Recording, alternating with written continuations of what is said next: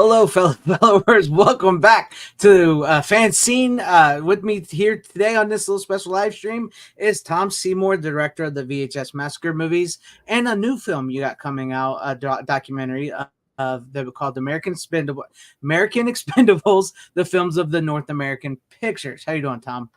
Hey, great. Thanks so much for having me back on. This is it's always a treat.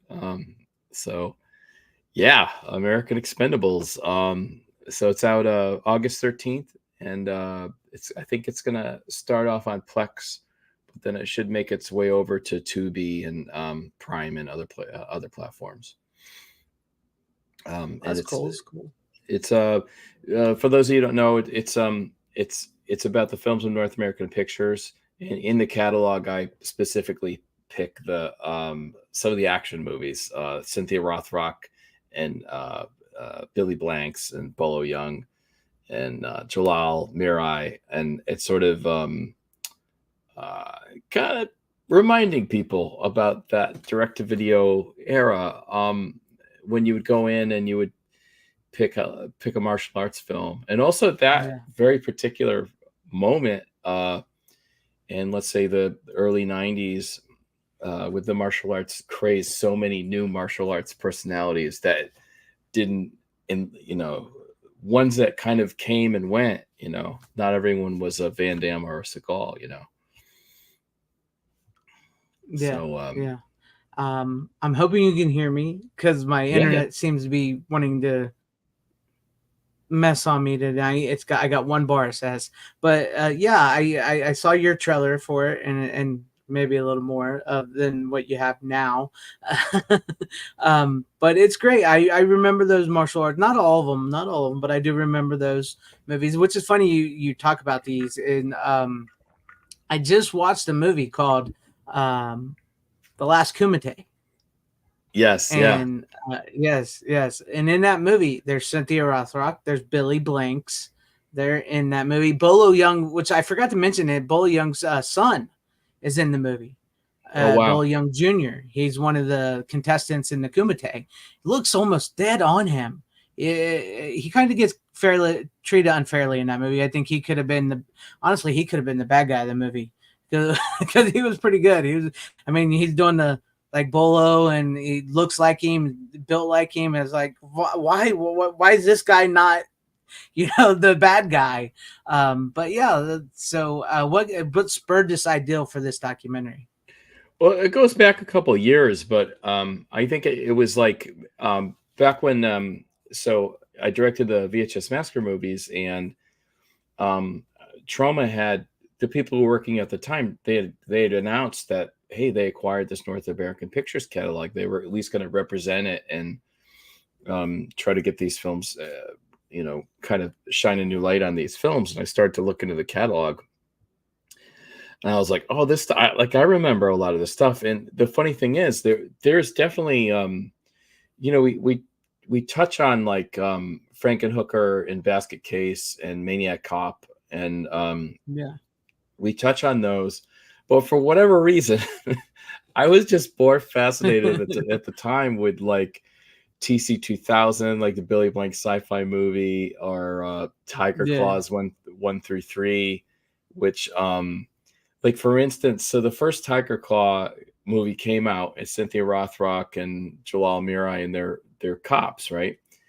Mm-hmm. And the Mortal Kombat, the video game, came out, I believe, a year or two after the first Tiger Claw, Mm-hmm. and they based Sonya Blade on Cynthia Rothrock, and they more than likely they based her on Sonya Blade on Cynthia Rothrock's Hong Kong martial arts films, which were pretty Mm-hmm. incredible stuff.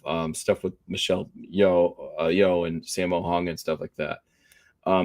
So they then started to do Tiger Claws Part 2, and then it's oddly a lot like Mortal Kombat at that point, because I think they kind of realized, like, oh, you're ripping off Cynthia Rothrock. Well, Tiger Claw started before you. We're gonna bite on Mortal Kombat a bit. So by Yeah. the time the third, actually just the second one, and the third one are full on Mortal Kombat spoofs, and I enjoy them quite a bit. But it's just one of these really interesting things that you see this so much where people.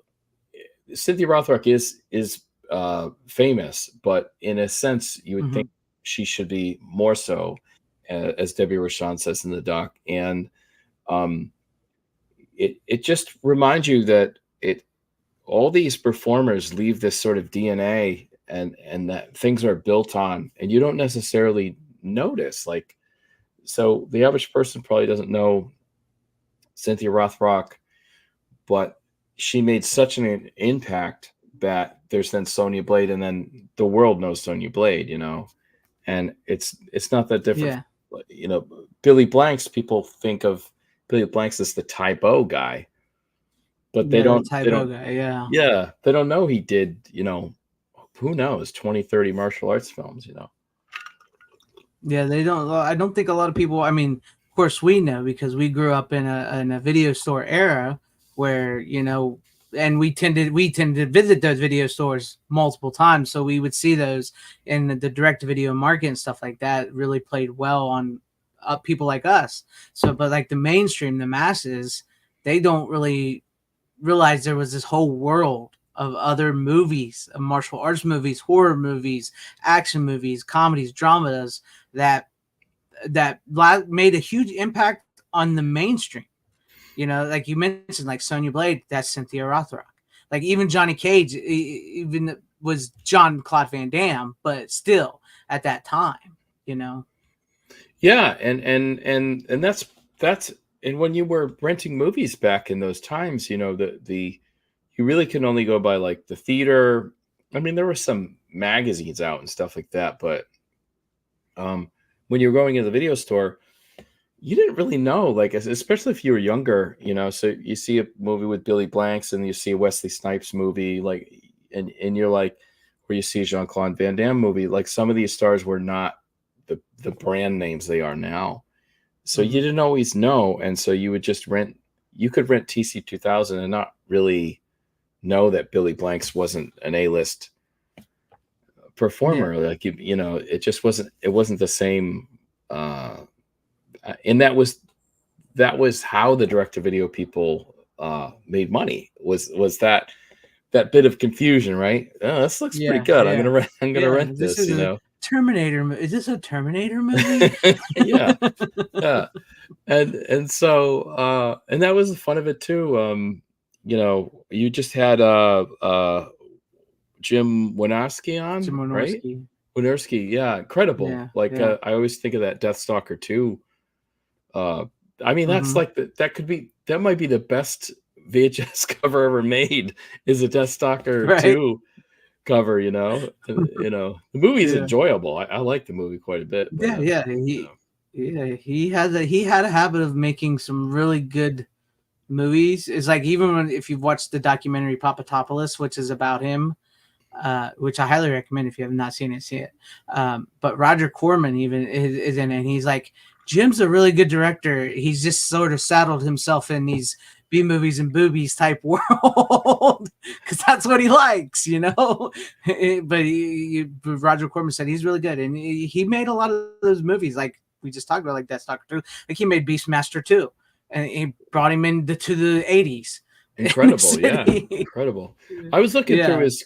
He does have these movies with I'm like, is that an adult film? It might be, but I was looking through his other films, like House 4. I was like, oh, I wanted to be that director who just like gets the franchise that's just been beat to shit, yeah,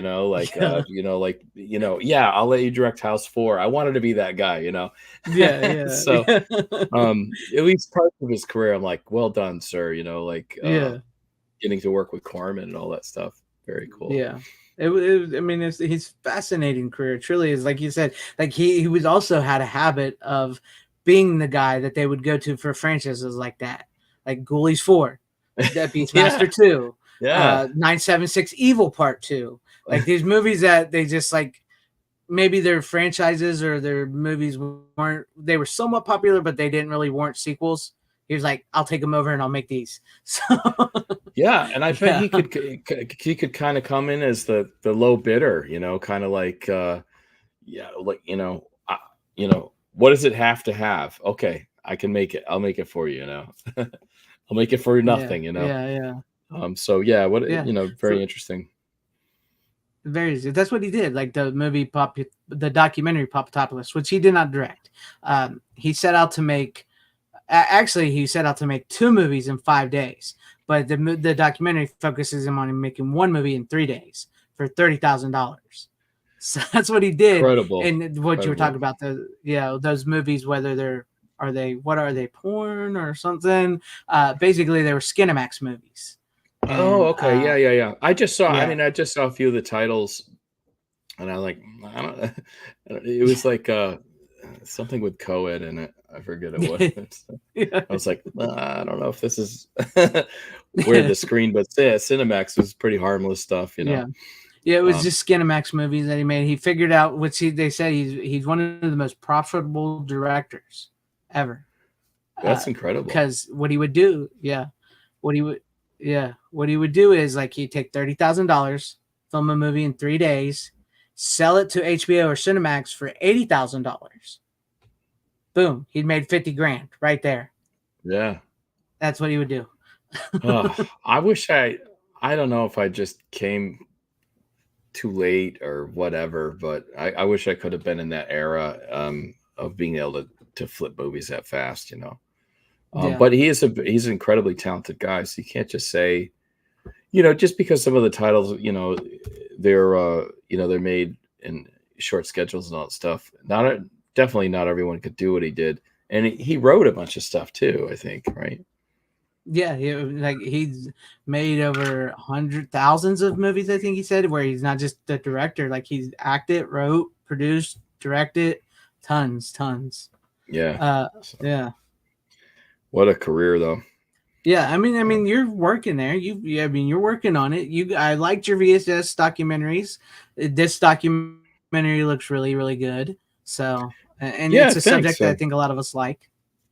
Yeah.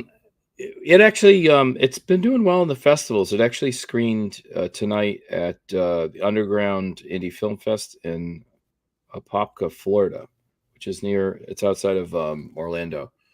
So it's actually been getting around. I was quite surprised that when I finished the doc, it came in at about 62 minutes. And I was thinking, uh, you know, hopefully this will be good for Tubi. Like I was just thinking, like pretty, which is great. I'm not, but I was just thinking it'll come out in streaming.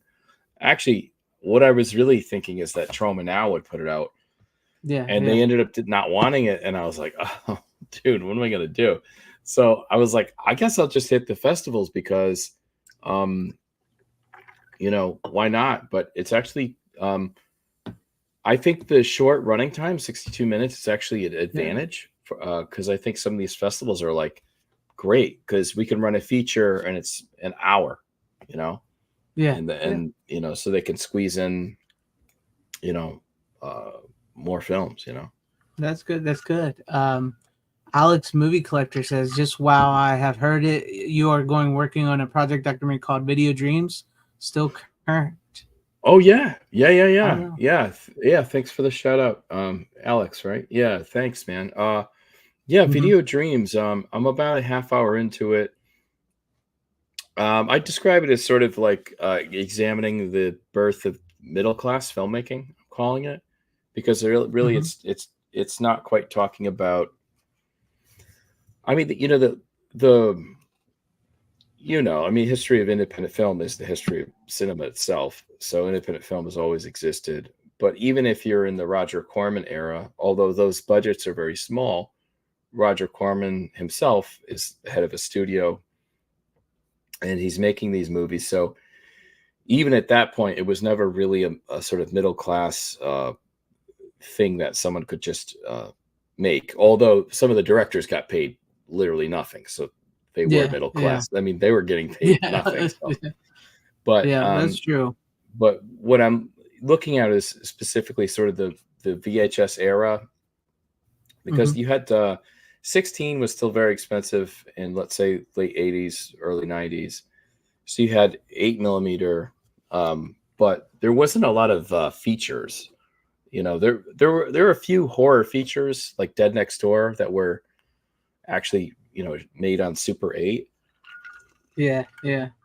Uh, which is pretty incredible. It is. It is. That was definitely an era where I think you can, like, I've spoken to a few other independent directors as well, that they're sort of trying to bring that era back a little bit with everything that's going on. And I don't know if you can hear that, but somebody's letting off fireworks. Oh, nice. Woohoo! So Father's Day. Father's Day. Yeah,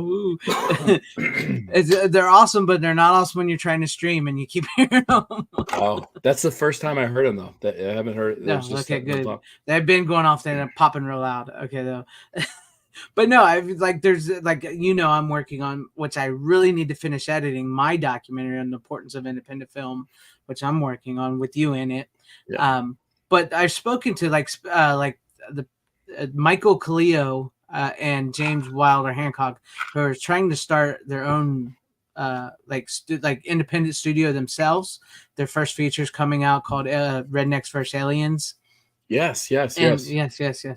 So like I've talked to them and you and other multiple independent directors. They want to bring back that era of you know, independent filmmaking, like you're talking about, where like if you have this type of ideal, if you have this type of budget, let's get it done, let's get it made, and sort of like the VHS straight to video era, but with like for entertainment for people who are sick of the big budget Marvel, DC, Disney gobbledygook that keeps coming out month in, month out. Yeah, 100%. And I think we've talked about this before. You know, the some of the audience does have to. Yeah, I don't know how to say this, but they have to get into the low budget thing. Like they have to see it for what it is, more as like folk art or authenticity versus some of the studio stuff. Because that stuff has always interested me more as like what a person, the average person could put together is that's more impressive than what someone who's making a $200 million film. And if you do go back to that direct-to-video era, expectations were more reasonable. Like if you watched one of those martial arts films, you would let's say you see Billy Blanks do some crazy double kick. You pick up your remote, you're like, that was crazy. You rewind it, like, how did he do that? And then you go out in the backyard, try it. And that's kind of all you needed. Like it was, people were just in some regard, and you could debate this on various subjects, but in that particular area, people were a little more easy to please. Like it was less of a big deal. Yeah. So that is good. And the Video Dream stock that I'm working on, it does look at VHS. And when people had VHS in the house, older camcorders, and they could have their friend bring over their parents' VCR and edit with 2 VCRs, that was a pretty important time. It was just slightly before nonlinear editing was really that affordable. You know, by the time you're in the mid 90s, then you got like Adobe Premiere and very primitive editing computers and all that stuff. Anyway, so Video Dreams it's a bit autobiographical, and I have to sort of make sure it's not too self-indulgent, but it's something I'm working on, and I'll probably be working on for the next year or two, you know? Yeah. Am I still good? Can you still hear me? Because I know I've been glitching here. I can tell. Sound great to me. Okay, good. Because I can tell my internet keeps dropping out on me, and I don't know why. It's making me mad. But no, yeah. Hey, like I said, if you ever need somebody to be part of your documentaries, I'm always down to be part of your documentaries. Yeah, that'd be great. As an interviewee. Yeah. But yeah, no, that's a great area to focus on. I'm really interested to see what you do with that. It's just like the world of independent filmmaking has achieved so much that I really don't think a lot of people understand how much independent filmmaking has achieved and what it's actually done to the industry. I mean, some of those big budget franchise movies that those people have been force bred, they come from independent filmmakers who just managed to slip through somehow. So Yeah, it's almost like they that's what they used to say, breaking in. It really was. It was yeah, just a closed system. And that's, but that is why Roger Corman was so important. yeah, big time. I mean, he started multiple independent studios because he kept selling them off and just making new ones. He was so good. I He don't was know. good. He Something was just smart. I wish I was better with money. I don't like Yeah. um We were just we're just old in the wrong era. We were born in the yeah. right era. We're just old in the wrong era because we could have made those. We could be like Jim Wynorski helping Roger Corman out making those type of movies. Yeah, Yeah. I never signed good like the deals I signed, they Hmm. look fine. There was nothing bad in them, but they just the company either like would go under or they just wouldn't hit their marketing budget and we'd never see checks for anything. So, Yeah. you know, but Do you remember the video store, Sam Goody and Suncoast Motion Picture Company, and Saturday Matinee, the movie store, and Tower Records? Yeah, yeah, I remember all those. Do oh you yeah. remember all those? Yeah. Yeah, for sure. Yeah, Suncoast, those are always very cool looking stores with the neon lights and everything. Just really inviting. Very cool aesthetic. Sell through, obviously, but really, really cool. Let's see, Saturday Matinee.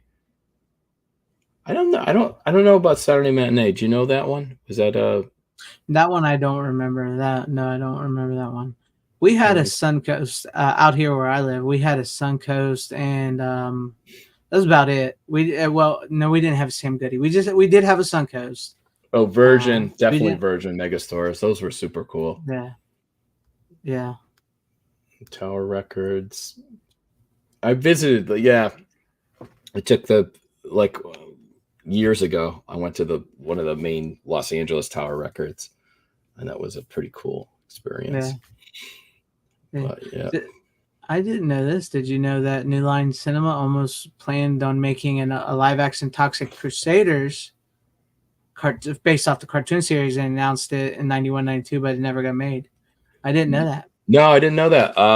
I know that I met one of the guys who did a lot of the licensing for the um, for Troma and the Toxic Avenger, and that that was part of the genius of Troma was that they did manage like it's as to how they ever got that done to take such a hard R Toxic Avenger movie and license this content for the NBC cartoon. It's incredible, and that cartoon's great. Toxic Crusaders, but I didn't Yeah. know. So they were going to do a Says New Line Cinema was going to do a live action version of the wow. Toxic Crusaders. That's That's what he says. I incredible. didn't know that. I've never heard that. No, wow, that's amazing. Yeah. Yeah. New Line, can you imagine that? Yeah. That would have been crazy. But you gotta Really love that, cool. right? There's an impact of independent film onto the world of mainstream, like Toxic Crusaders. I bet you more kids probably remember Toxic Crusaders than they do Toxic Avenger. You Yeah, know, because we got to manage a lot of those rated R movies turned into cartoons. There was a Rambo cartoon, there was a RoboCop cartoon, there was a Police Academy cartoon, there's a Toxic Crusaders cartoon. So I mean, it was crazy for those type of movies to get cartoons back in the day. yeah, and Lloyd. Obviously Lloyd's in American Expendables actually, and he talks about how he felt, if Troma had the sort of elite salespeople that he would have had better inroads and stuff. But I think Lloyd's incredible belief in his own characters and the way he is at he's at all the conventions, he's at any interview he could possibly get, he does. He's Mm-hmm. kept all those franchises alive and believed in them so much that there's literally a Marvel comic, there's an NBC cartoon series, there's the Legendary Pictures um, movie with Peter Yeah, Dinklage in it. It's incredible. I mean, if you think about that first movie and how that possibly could 50 years Yeah. later, keep Yeah, going. it's still going. I mean, they just came out on 4K, all four of them, in a nice big 4K box set. So who would have Yeah, thought a little movie like that would still be chugging along? yeah. It's crazy. I did want to say that in that interview, there's an interview with Lloyd, and it's in his house, and he was it was right on the tail end of COVID, and it's the first time he ever invited me to his house.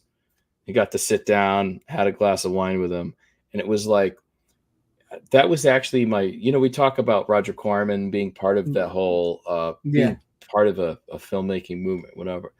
That was a highlight of my career, was that uh like sitting down having a wine with like one of your hero directors, yeah, and yeah. so you don't see it in the doc, but I don't know, just that was like a really sweet moment for me, I agree. so that, you know but Yeah, I mean, yeah. Go ahead. Go yeah, ahead. so that was so anyway, if you watch American Expendables, I guess it'll be streaming free. If you see the segments with Lloyd sitting on his couch, I was delighted. It was so cool, That's cool. That's yeah, cool. yeah. That's like one of mine is like with yours is Lloyd. Mine is Charles Band. I Oh would yeah. love to sit down with Charles Band and just shoot this shit with Charles Band.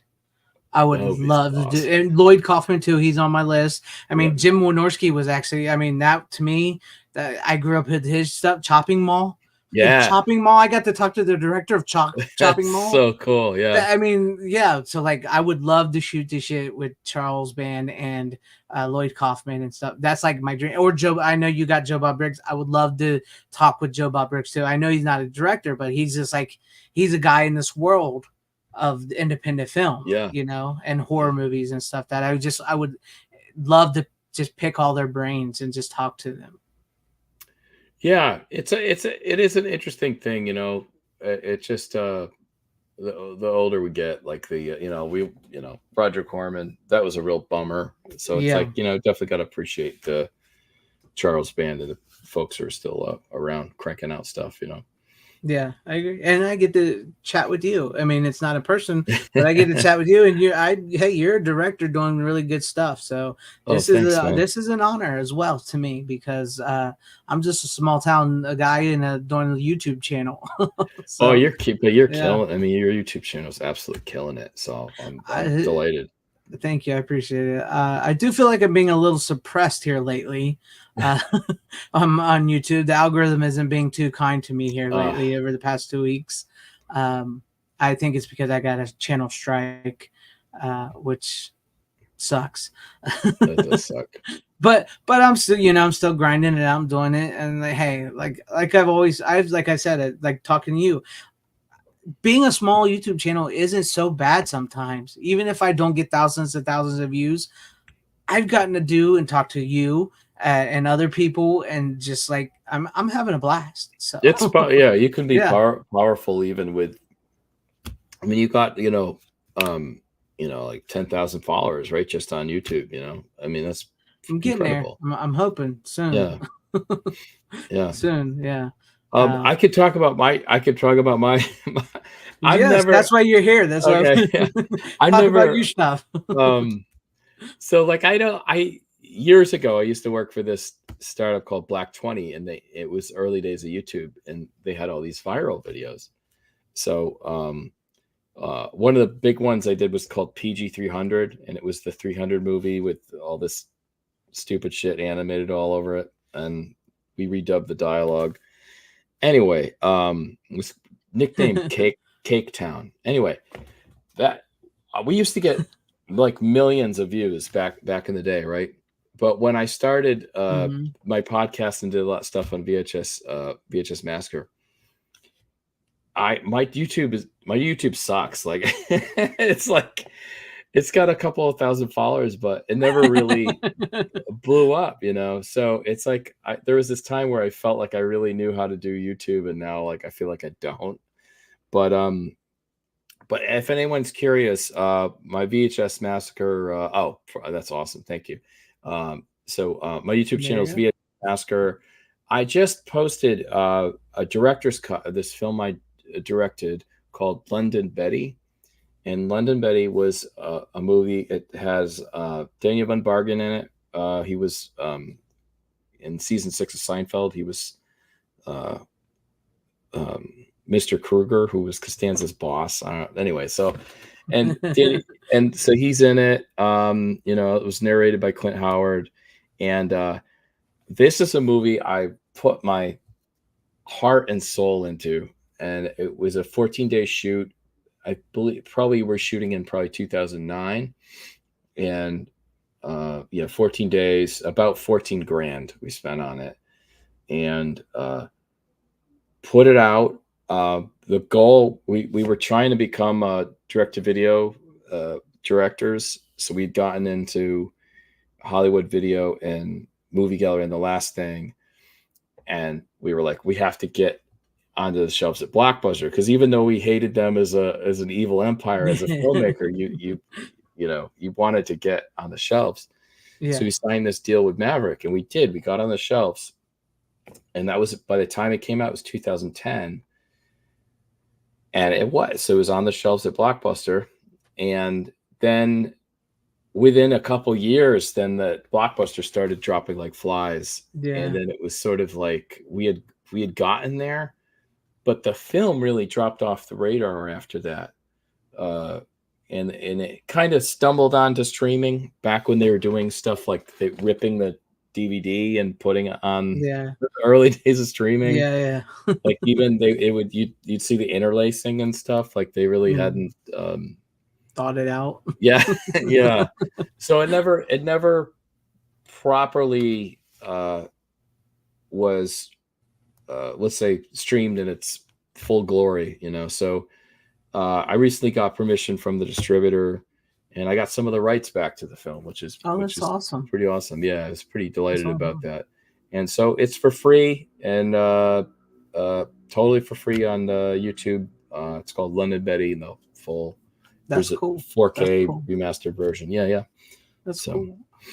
Have you thought about putting it on Twitter as well? Okay. You mean like the video, like the whole, like Pauly Shore put his movie that he did, his independent film, Pauly Shore's Dead. Yeah. He put the whole movie on YouTube or Twitter. I mean, on Twitter. Yeah, I'll do it. He paid for the movie. He bought the movie. He owns the movie. He put the whole movie on YouTube. Do you have Twitter? I keep saying YouTube. I mean Twitter. With Twitter, do you have to like stream it live and then it goes off? No, he just put it on. I don't know. I think you might have to subscribe to Twitter. Oh, okay. To do it. Yeah. If it's free, I'll do it. I'll do it tomorrow. I'll look into that. I didn't know that. That's really cool. You might have to subscribe to Twitter though, I think, to do it. But yeah. He put it up. I was like, yeah, he put the whole movie up. That's pretty cool. Yeah. But I mean, it's interesting to see, like we were just saying, like you finally got to be that direct-to-video director. Yeah. And then it all imploded. And that happened. And then that was kind of the height of the productions we had. The next one we did was called Mark of the Beast, which was still, I did that recut of it called Exorcism of Fleet Marriage. That's out streaming Tubi. That's a good place to watch. Mm-hmm. But originally it was called Mark of the Beast, and that was only $6,000 budget. And by then things were starting to fall apart. We'd managed to get it on the shelves of Kim's Video in New York City, and I took video of it, and that ended up being in the first VHS Massacre. I didn't know it was going to be. It just we took footage. We found Mark of the Beast. They carried it because Kim's was really good. Kim's would find really low budget stuff and buy it. And so I took video of it on the shelf, and my buddy Ken was like, well, doesn't this feel better than having it on a shelf at like a Best Buy? And I'm like, yeah, this is so much better. And then I think within the year that Kim's Video went under, and that wasn't the exact event, but VHS Massacre came out of that whole thing.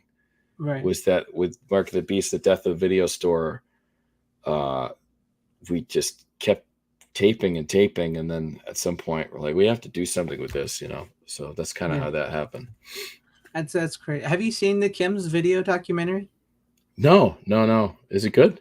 I haven't seen it yet. That's Oh, okay. I was thinking about buying it because there's a Kim's video documentary. I think one of the OCN partners from Vinegar Syndrome, one of their partner labels, put it out.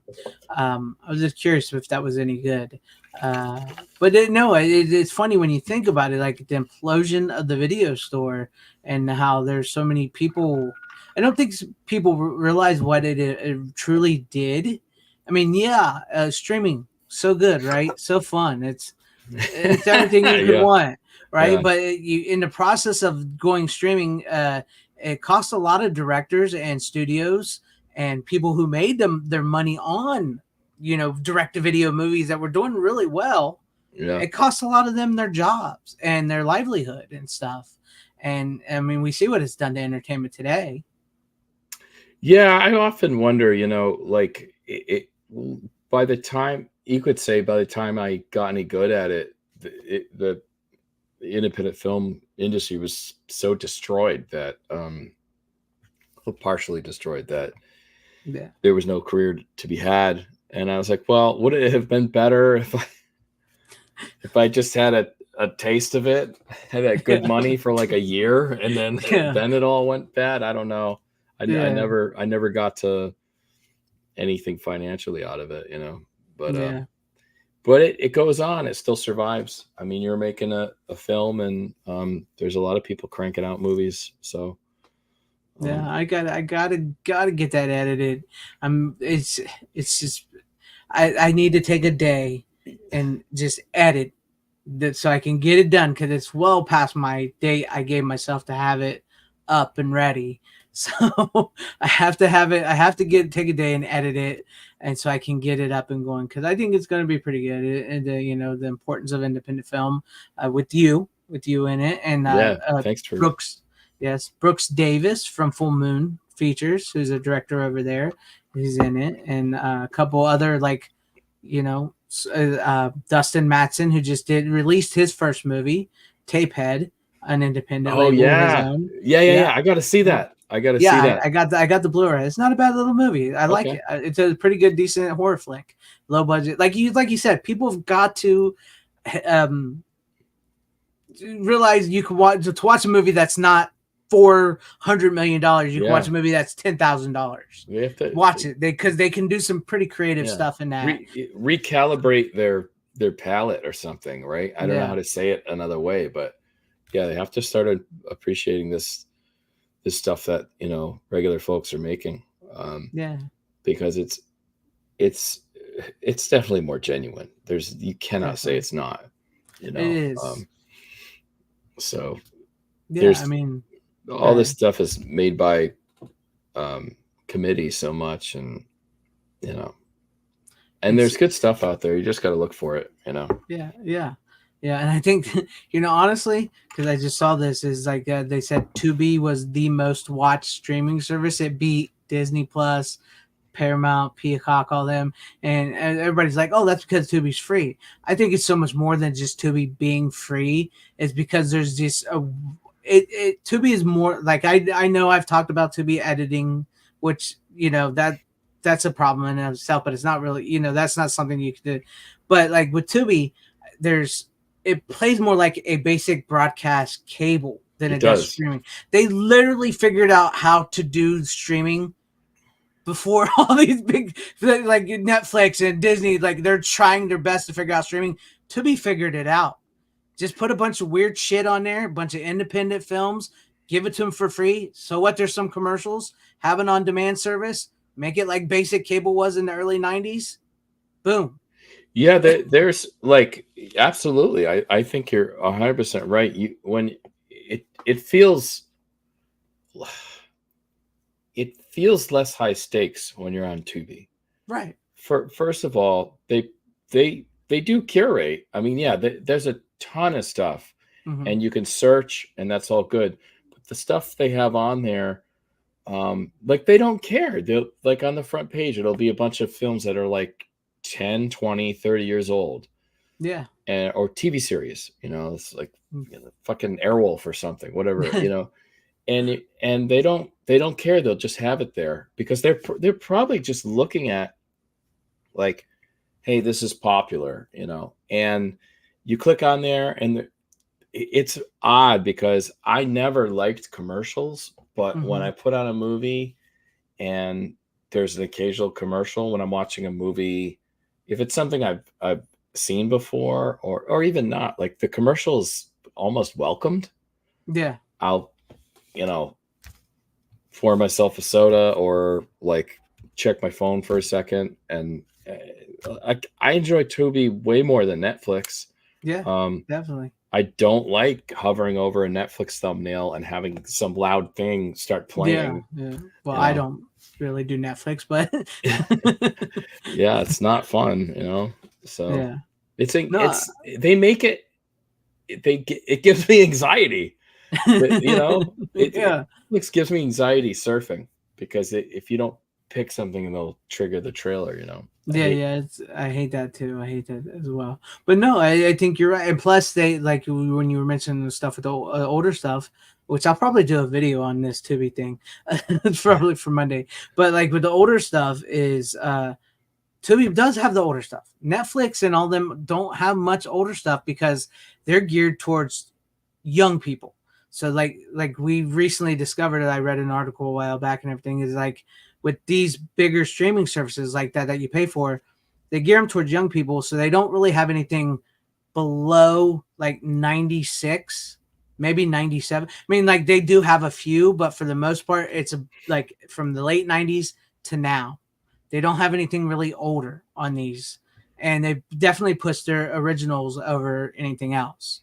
So I like with Tubi, you said like they got Airwolf, they got movies from the 70s, they got more than just new stuff. It's got so much that you can find, and like I equate it to like when you were a kid and you're watching a movie and you pause it or not pause it. It's like tell me when the commercial's over so I Yeah, can yeah, when you're yelling or something, yeah, or like there's something special even when you're watching like on Halloween a horror movie on TV compared to like the Blu-ray or something. There's something special about that, yeah, So I think Tubi sort of plays into a little bit of that for people. So yeah. yeah. I mean, yeah. It's just I think you know it has its advantages over, and it's probably profitable too. Oh I think yeah. what you were saying about the carrying older content. It's just made me think like a lot of if you listen to a lot of the sort of pop culture YouTube folks, they're constantly talking about like how a lot of the studios were seeking like sort of very desperate for the youth audience.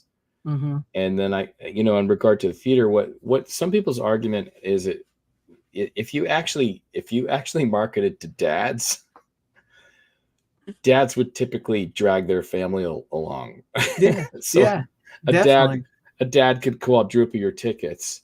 But Yeah. if you're marketing towards a youth audience who doesn't typically go to feature films anyway, you're Yeah. desperately marketing to them, and so the content you're making is Yeah. There. less suitable for a middle-aged person, I. and the kids don't like it anyway. I think Yeah. that's it seems like that's one of the biggest problems. I think that's with- probably why Oppenheimer did so well. That was a yeah, dad movie. That's a yeah. dad movie, and it did mega. Yeah, yeah, Yeah, yeah. I mean, yeah, they're marketing to the youth group and a section of people, a certain section of people that really don't go to see those regardless. They're just like, yeah. oh, yeah, you're putting my people, my group in this movie. Awesome. I'm not gonna watch it. Well, the other thing too is like, yeah, I don't know, like, it's very possible. I had a conversation with my nephew, and he's 22 now, Mm-hmm. and he's starting to watch features now, and that may be the case where youth audience is not particularly interested in feature length films, but Mm-hmm. as they get older, they might be. Yeah. It I think there's this desperation for the studios and whatnot to say, well, if we don't get these kids on board, then feature films are just like a passe irrelevant format. That may not be the case. It may just be something that young people are not interested at that time. Yeah. It's the same way, like, you know, your mother-in-law is going to watch Law and Order or something like that. You know what I mean? That's Yeah. great. That's an audience, that's going to be there. And Yeah. I'm turning into that person too. I love British detective shows. So I'm turning into that person, but I wasn't always that person. So, Right. Right. you know, I mean, there might be yes. something. Yeah.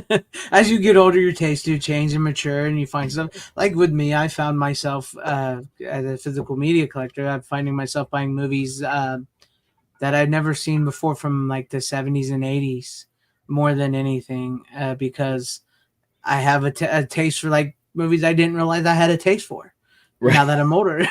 Yeah. So yeah, I've always been a fan of B movies. That's always been my preferred genre, B movies and horror movies. That's all, that's what I've grew up on. That's what I watched, but I find myself gravitating towards those similar type movies or action movies or comedies from that era that I really missed in the 70s and 80s and early 90s, which I think is probably the best 3 decades for film Yeah. before, like, I want to say up till about like 97, or I'll say like 98 is really when film pretty much peaked. And then once Yeah. we got into the 2000s, into the death of the video store and streamers taking over and stuff, and it's like I equated to which I did do a video on, is the studio system of the 40s, because at that time Paramount, they owned theaters, they owned where you could see their movies. They would only allow their movies to be, and if they would threaten you if you didn't play their movie because they owned the theater. And they weren't the only one. It was Warner Brothers. All of them did that, and then the government stepped in and broke them up, said you can't do that. And then lo and behold, in like 2000 and something, the government reversed that. They Yeah. got rid of that law. So it's no good no more. Now look where we're at. Paramount, Now, Disney, Peacock, they all own their own little theater systems on TV telling you how and where you can watch something. yeah, and you even have like situations with and I actually have nothing really against Amazon at all, but like Mhm. Prime is in a situation where they, like, it doesn't matter if they win. Like, they sell shoes and they Yeah. clothes and food, everything. They sell everything. And they have the streaming thing. And that could make $0 for the next 50 years, and it doesn't matter. So how on earth is another Yeah. streaming site supposed to compete? The same thing with Apple. They make their money off of iPhones, Yeah. whatever. They could lose What, money on streaming for like the next 30 years. How is yeah. that? How is that fair for anyone else in the It's space? not fair. What that is just billionaires who are like, hey, you know what? I'm going to get into the movie Yeah. business. It's Yeah. like tech billionaires who decided they wanted to get into the movie business. And so to them, it really doesn't matter. But to people like Paramount, people like Warner Brothers, to people like Disney, that's what you're supposed to do. You're movie studios, Yeah. That's and your you're game. losing money, and you're not profitable. These tech billionaires can lose that money and don't give a shit. Yeah. So what's your excuse? Yeah. And I don't know. And that's just tip of the iceberg, but it's like, uh, I mean, the industry is clearly shrinking, Mm-hmm. sort of eaten by Silicon Valley, but we'll see what Yeah. happens. But That's to bring it back around. I think that's why independent film and people like you are very, very important to the film world, because you're making these independent documentaries, independent movies that are alternative entertainment. Oh, I can't remember what Michael called it. Michael Cleo doing the Rednecks versus Aliens. He was calling it the alternative something of entertainment. That's what you guys are, because you're trying to provide that. Everybody says, "Oh, I missed a 90-minute movie. I missed the original movie. I missed where things doesn't have to be a franchise." Well, these people like Tom and others are doing that. You just got to step out your $400 million world to see Yeah. Yeah. Well, no, I appreciate all that. Yeah, it's true. I mean, there'll always be horror. Yeah. Horror. That's what I tell anyone who's a new filmmaker. Just make a horror movie, because like Yeah. horror movies are like pizza. They really are. It's like if it's bad, it's not really bad. If it's great, Yeah. it's great. You know. Yeah. I agree with you. I mean, I think horror movies are actually still the most profitable movies so far. To even like the studio there, I mean, like love or hate Blumhouse, which I don't. Blumhouse doesn't make they don't make a lot of great horror movies, to be honest with you. But he's perfected a formula, Yeah. and whether they succeed or not, he's still making money off of them. Yeah. I mean, I had a couple good ones and a bunch of other ones. You know, that's kind of how it goes. You know. Yeah, I mean, for every, like you mentioned, like for every one good Blumhouse film, there's well, they're not great, but somebody will like this style pizza. So, Yeah, exactly. so, yeah, but I mean, horror is profitable, and it's one of the easier things to step in your game into, to do a movie like that, or a special interest doc. I think is also like you do and stuff are pretty easy to get into. Yeah, you can get into that for nothing really. Just be careful with fair use, and make sure you use royalty-free music if you're doing that, and you should be able to do a special interest doc for next to nothing, you know. So yeah, which is also another great, documentaries changed a lot, in the last maybe 30 years. It used to be a lot stuffier, and documentaries used to be, if you're talking even like in the 80s, documentaries used to be pretty ugly looking. I mean, they look like shit. It was, in some cases, and incredibly expensive, because some of them were shooting on like 16 as the raw footage. They're just burning money,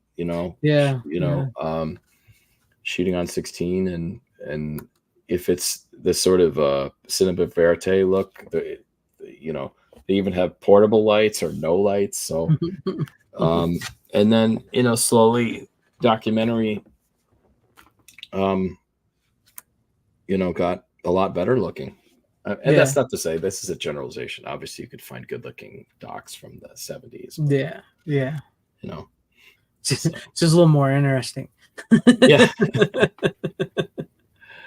Yeah, but I mean it's great, and I'm excited to see the full, because you said, like, I seen your rough cut, I guess you could say, of American Expendables that you just did, and you said it's very different from what I saw. So I'm interested to see how it turned out in the end. Yeah, thanks. Yeah, thanks for checking it out. I think it's a fun little watch. I don't, it's a,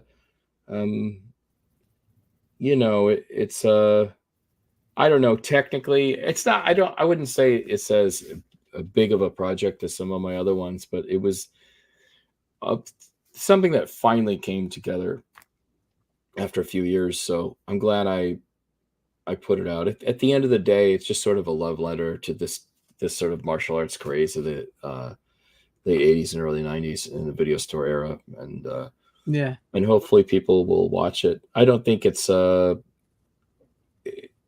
it's a nice little watch, something to throw on. Something to throw on Tubi if it goes on Tubi. Yes, there you go. Maybe you'll get lucky and get one of those OCN releases, because I noticed a lot of those come out. Maybe you get lucky and be able to do that. Ooh, yeah, that'd be great. You should look into I can't think of the name of the company right now, but the ones that put out my mind went blank. At the Video Store, they put out the documentary At the Video Store, and the documentary about I love the documentary too. It's about one of the final. Oh my God, my mind is going on me. At the Video Store doc about Gus Van Sant. Oh, it's about. Oh, John Waters. He's in it. Yeah, that's the documentary. It's in it. A film by James Westby. Yeah, that's a great documentary. You should check that out. Ooh, okay. I think it flows. It flows. It could go right along with VHS Massacre too. You should check out that company. I think it's called. I want to say EJR is what I want to say is the company that put it out, but I'm not sure. At the video store. Oh, I don't see the company on it. I got the Blu-ray over there. They also put out another, like they've been putting out these documentaries like this, and they're really good. And I think they're sort of a new OCN partner label. Oh, okay, cool. I've noticed they've been putting out like there's also a new one coming out or maybe out. It was actually these things that were put up on YouTube. These little like mini documentaries that were put up on YouTube have been collected and put into a Blu-ray that they put out. Oh, So cool. I definitely think that would fit your brand if you can get a hold of them and try to see what can be done. Yeah, thanks for the lead. Yeah, at the Yeah. video store. Cool. I'll check that out. I can't quite remember the name of the oh yeah, Everything to Entertain You was the other movie. Everything to enter. Yes, the Story Video Headquarters. Great documentary, by the way. Everything to Entertain You, Story Video Headquarters. Was great. Let me see if I can find the name of that company real quick for you while we're on here. I'm looking it up right now. Cool. Yeah, ETR Media. ETR Media is what it's called. It's a studio. Yeah, ETR. Yeah, cool. Yeah. ETR. Yeah, so I'd check them out and see if you can get a hold of them or something, because I've noticed they've been putting out some, because they reminded me a little bit of like your documentaries. So I'm glad I could tell you that while you're here. I'm glad that came to me. Yeah, Yeah. I'll check them out. Yeah, because I don't have a there's no plans for physical release for Expendables yet. It's tough. 62 minutes. I don't know. Well, the everything that, the Everything to Entertain You documentary is only like 60 minutes long. Okay. Yeah, Cool. so it's like 60, maybe 62. It could be the same as yours, but yeah, they put them out. It's a really great documentary. It's about one of the largest, the largest independent video store at the time, and it takes it right up to the closing of the store in 2015. So it's a really great documentary. And then At the Video Store is a really great documentary, which is about, I want to say, an hour and maybe 10 minutes. So, I mean, like, you're right in there. I mean, if you can get a hold of this company and figure out a deal, you might be able to get a release. I've seen some people, I mean, these, and they're great little documentaries. So cool. Yeah. I'll definitely check them out.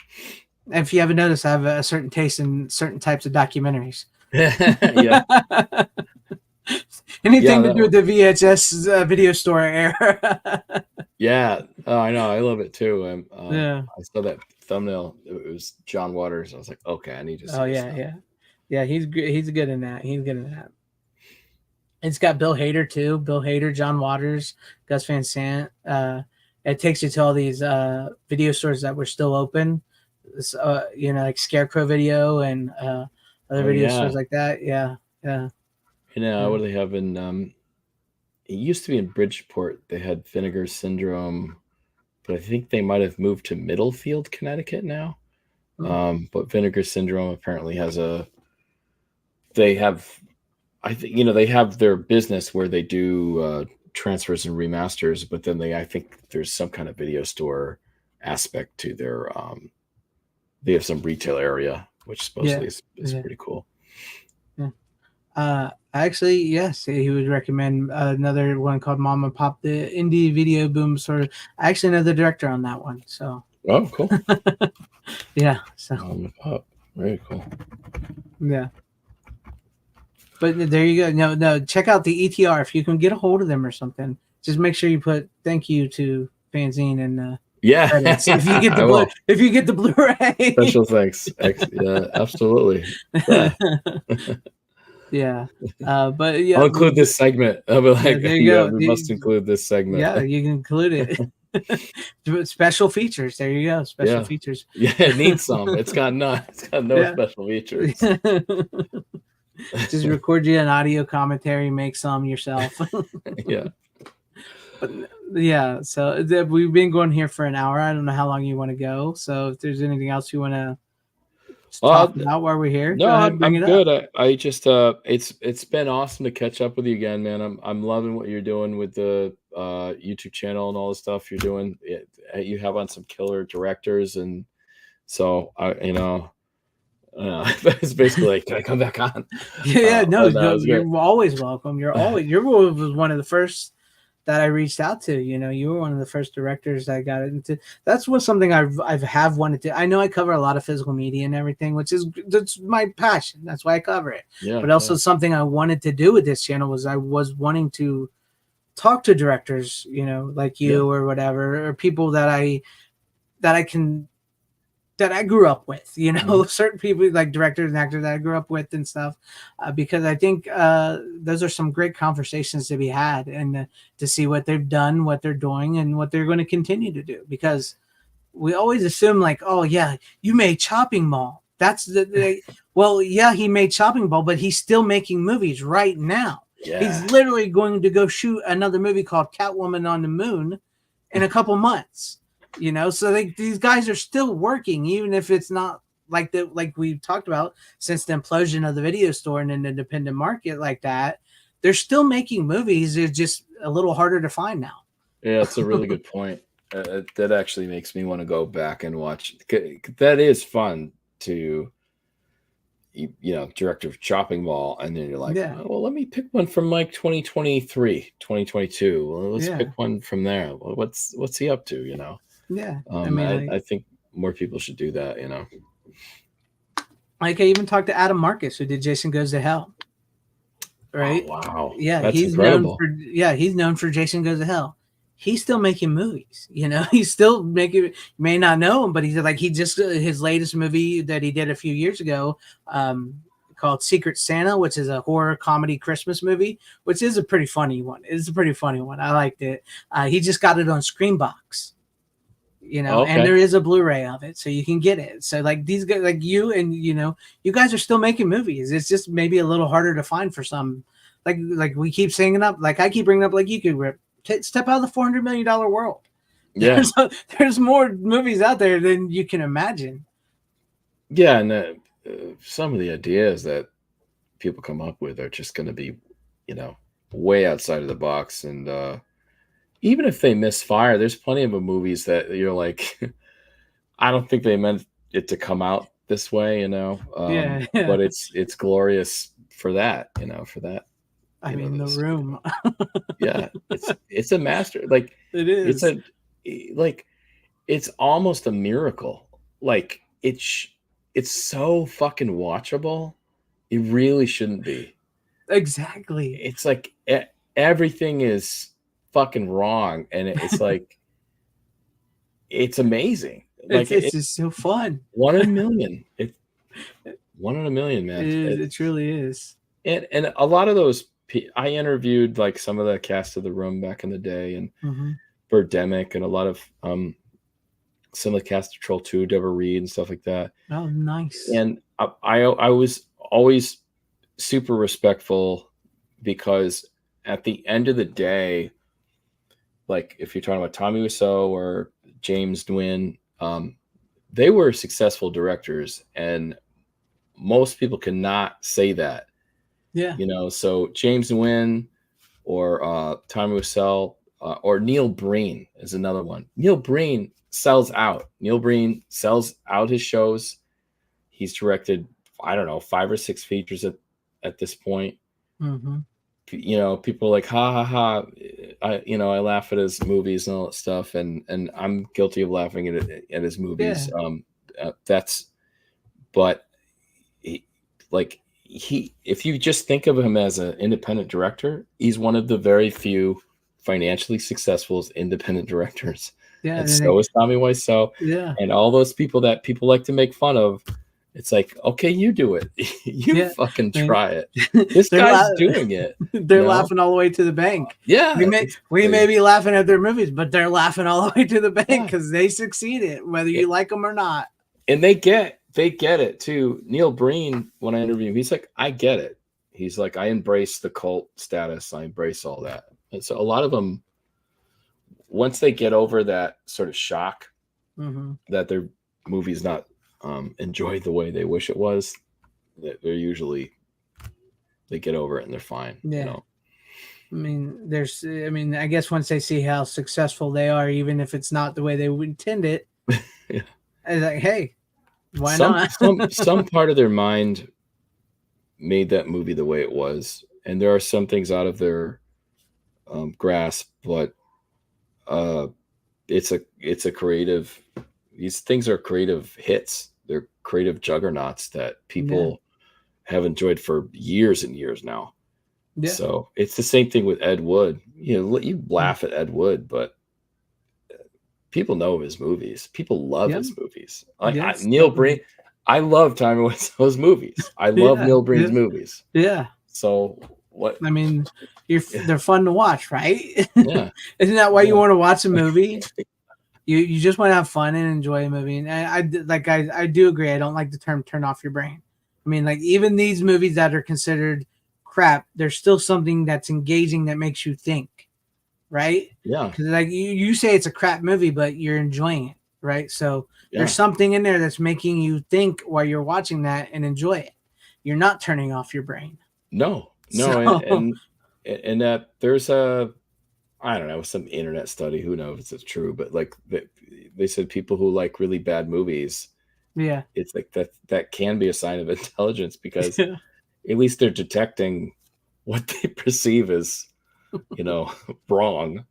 Exactly. And finding it humorous or whatever. I got some snobs in a video I did on that. I covered that. I did a video that I got some snobs in the comments like, all you ever talk about is bad movies and big movies. How can you be smart? I'm like, who's a snob, right? Yeah. In the comments, so okay. You're not talking movies that won an Oscar like this. This, like, well, technically. They've been done to death. It's like, I don't know. Do some of those films, do they really need to be talked about? There are some great movies. Like we could talk about Shawshank Redemption or something, but and that there could be a richness in there, but people have done that.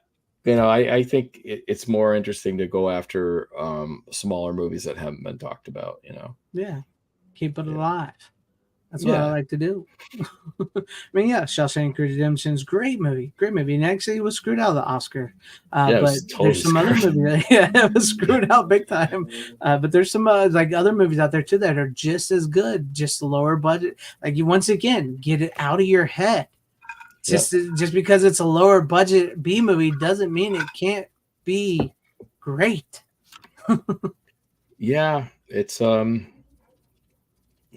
It's it's like hearing a band, sort of a grungier, dirtier band. You might love that sound, versus like something like highly produced. So some people like that. They like the roughness. They like the authenticity, the grit. That stuff matters, especially in horror. That's great. Yeah, especially. I mean, horror is the punk rock of, it's the punk rock of entertainment. Yeah. Absolutely. So but guys, make sure you check out to everybody watching that will rewatch this. Everybody in chat, make sure you keep a good eye out for American Expendables, the films of North American Pictures, coming to Tubi or someplace soon. Hopefully, maybe we'll get Tom lucky. Get him a Blu-ray release. Maybe I'll help him with that, provided him a good company or whatever. But also check out VHS Massacre 2. What's the Fleetwood March? I always want to say Fleetwood Mac. Oh yeah. Exorcism of Fleetwood Mac. Exorcism of Fleetwood Mac. That's what I always want to say every time I say it. Exorcism of Fleet Marish, and if you just Exorcism of Fleet, if you just look that up, it'll pop up. It'll pop up on YouTube. Actually, it's on Horror Central, but and Plex, and but Tubi's the place. Tubi's a good place to watch it. So. Yeah, and also if I can find this, so I also make sure you go to Tom's YouTube channel, subscribe, watch his director's cut of his movie he just put out on his channel. Oh yeah, London Watch that. Betty. Yeah, Then yeah. and Betty, Thanks. watch that. Give him a sub, a follow, and everything. And he's good people. He's good people. So Thanks, you too, Greg. I appreciate yes, that. yes. So I appreciate y'all. Make sure you watch the replay and subscribe to Tom, myself, and like and share the video out. And always support physical media because it truly is the superior format. Godspeed.